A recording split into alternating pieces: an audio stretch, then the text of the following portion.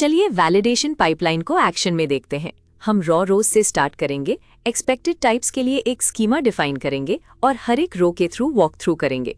हमारा validator values को cores करता है, कन्वर्जन या मिसिंग फील्ड एरर्स को रिकॉर्ड करता है और डेटा को क्लीन रोज और रीजंस के साथ एक क्वारंटीन लिस्ट में स्प्लिट कर देता है।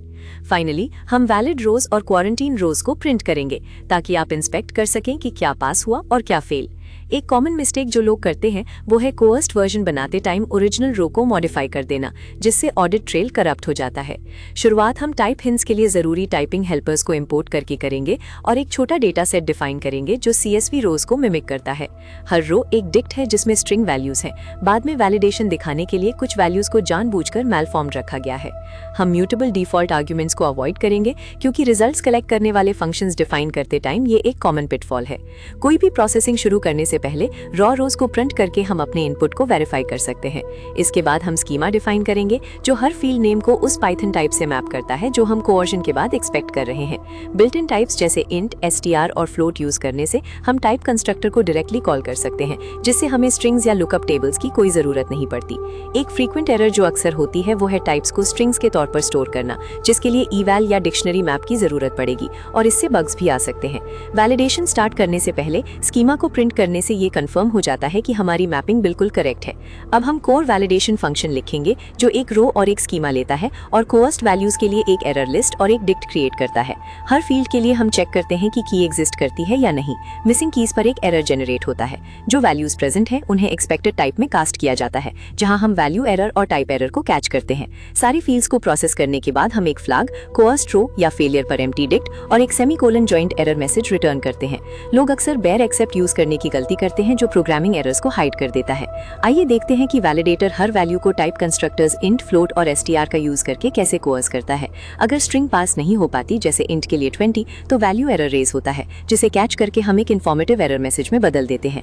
हम नन जैसे अनसपोर्टेड इनपुट्स के लिए टाइप एरर को भी हैंडल करते हैं।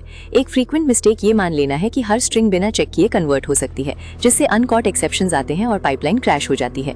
वैलिडेशन के बाद हम डेटा सेट को सेपरेट करते हैं। जो रोज पास होती हैं उन्हें कोअर्स्ड वैल्यूज के साथ एक क्लीन लिस्ट में अपेंड किया जाता है, जबकि फेल होने वाली रोज को उनकी ओरिजिनल डिक्ट और एरर मैसेज के साथ एक क्वारंटीन लिस्ट में अपेंड कर देते हैं। ओरिजिनल रिकॉर्ड को रखने से डाउनस्ट्रीम ऑडिटिंग या मैनुअल रिव्यू आसानी से हो जाता है। एक कॉमन मिस्टेक कोअर्स्ड वर्जन बनाते टाइम ओरिजिनल रो को इन प्लेस मॉडिफाई कर देना है, जिससे ऑडिट ट्रेल करप्ट हो जाएगा। हम बेटर एरर रिपोर्टिंग के लिए रो नंबर कैप्चर करने के लिए एन्यूमरेट के साथ रॉ रोज पर इटरेट करते हैं।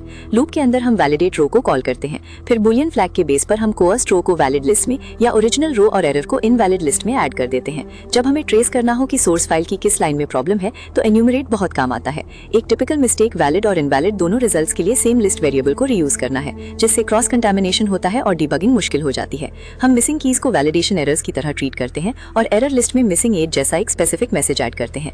इससे हमारी पाइपलाइन की एरर रेज करने से बच जाती है और हम क्लियर रीजन के साथ रिकॉर्ड को क्वारंटीन कर पाते हैं। एक कॉमन मिस्टेक ये है कि लोग रो डॉट गेट फील्ड यूज करके नन को वैलिड वैल्यू मान लेते हैं, जिससे ये पता ही नहीं चलता कि सोर्स डेटा में वो कॉलम था ही नहीं। डेटा को सेपरेट करने के बाद हम आउटकम को एक रीडेबल फॉर्मेट में प्रेजेंट करते हैं।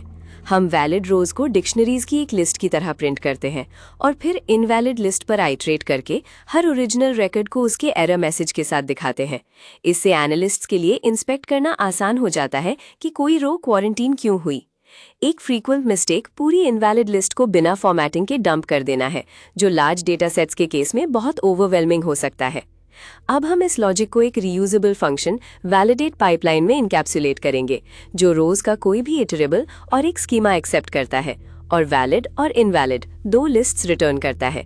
इस एब्स्ट्रैक्शन से पाइपलाइन को कहीं और इंपोर्ट किया जा सकता है, यूनिट टेस्ट्स के साथ टेस्ट किया जा सकता है और कोर वैलिडेशन को रीराइट किए बिना अलग अलग डेटा सोर्सेज के लिए अडेप्ट किया जा सकता है। एक कॉमन पिटफॉल स्कीमा को फंक्शन के अंदर ही हार्ड कोड कर देना है, जिससे फ्लेक्सिबिलिटी कम हो जाती है और यूनिट टेस्टिंग मुश्किल हो जाती है।